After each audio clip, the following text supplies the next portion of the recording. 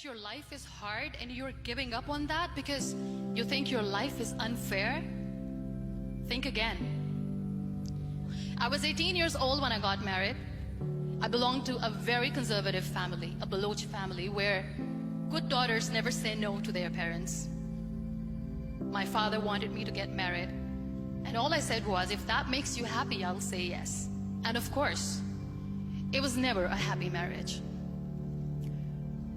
Just about after 2 years of getting married, about 9 years ago, I met a car accident. Somehow my husband fell asleep and the car fell in the ditch. He managed to jump out, saved himself. I'm happy for him.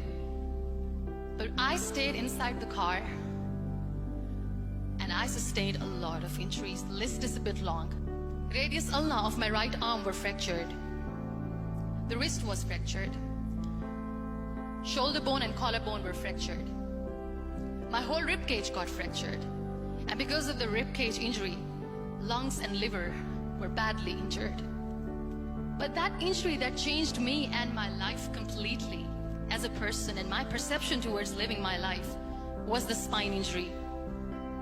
3 vertebrae of my backbone were completely crushed and I got paralyzed for the rest of my life. Many people came to rescue. They gave me CPR. They dragged me out of the car. And while they were dragging me out, I got the complete transection of my spinal cord. Those 2.5 months in the hospital were dreadful. I was at the verge of despair. One day, doctor came to me and he said, well, I heard that you wanted to be an artist, but you ended up being a housewife. I have a bad news for you. You won't be able to paint again. Next day, doctor came to me and said, your spine injury is so bad, you won't be able to walk again. I took a deep breath. I decided it's all right. Next day, doctor came to me and said, because of your spine injury and the fixation that you have in your back, you won't be able to give birth to a child again. That day, I was devastated. I still remember, I asked my mother, why me? And that is where I started to question my existence. Why am I even alive? And that is where I realized that the words have the power to heal the soul. My mother said to me, this too shall pass. God has a greater plan for you. I don't know what it is, but He surely has. That day I decided that I'm going to fight my fears. So I wrote down one by one all those fears. And I decided that I'm going to overcome these fears one at a time. You know what was my biggest fear? Divorce. I couldn't stand this word. I was trying to cling on to this person who didn't want me anymore, but I said no. I have to make it work.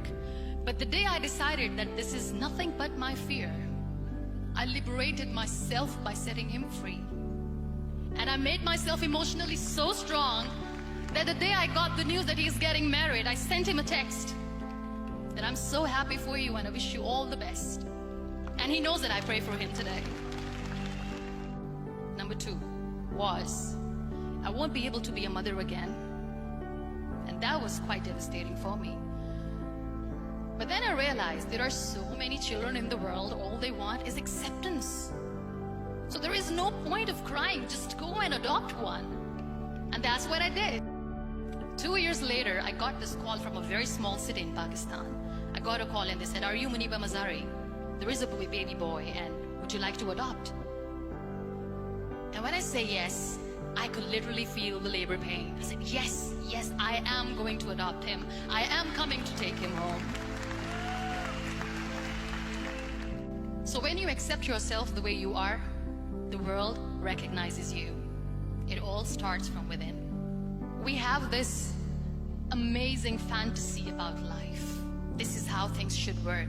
This is my plan. It should go as per my plan. If that doesn't happen, we give up. I never wanted to be on the wheelchair. Never thought of being on the wheelchair.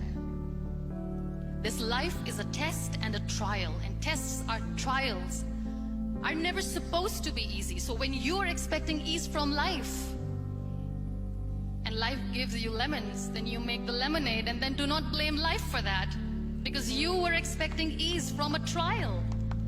Trials make you a stronger, better person. Life is a trial. Every time you realize that. It is okay to be scared. It is okay to cry. Everything is okay, but giving up should not be an option. They always say that failure is not an option. Failure should be an option, because when you fail, you get up, and then you fail, and then you get up, and that keeps you going.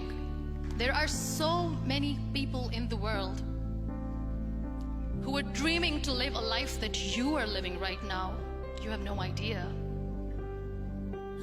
Embrace each and every breath that you are taking. Celebrate your life. Live it. Don't die before your death. Live your life fully. Accept yourself the way you are. Be kind to yourself. Real happiness lies in gratitude. So be grateful, be alive.